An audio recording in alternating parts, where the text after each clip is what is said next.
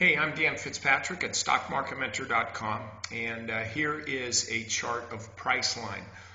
This is why.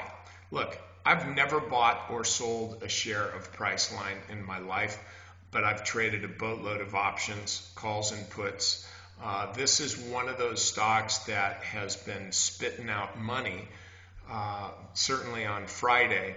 And I actually did a video last week talking about how to make money on Priceline without just piling in and then letting the stock do what you think it's going to do. But here, I'm looking at this, and there's certainly some selling pressure all day. I'm looking at 1350 as resistance. I don't think this stock is going to get back above 1350 before it tests like, well, 1300, of course, but probably like 1290, maybe even 1280, simply because this was kind of like a blow off here. I mean, big, huge gap up. Everybody got to rush, got to get in on Priceline right away. Why? I have no idea. And now the stock's pulling back. If you look at the weekly chart, you can see it's a really nice volatility squeeze that spans back into 2013. Okay, that's fine. Ultimately, and I've seen the articles. You know, I love it when these writers or technicians or whatever, they treat a stock like it's actually a live person. Can Priceline can it get up to 200? Does it have what it takes, you know, or whatever?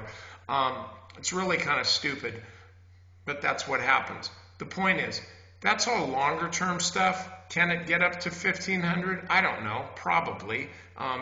The way this stock has been going, it trades sideways for an interminable amount of time, then breaks out, trades again for a long period of time, then breaks out, trades again for a long period of time, then breaks out.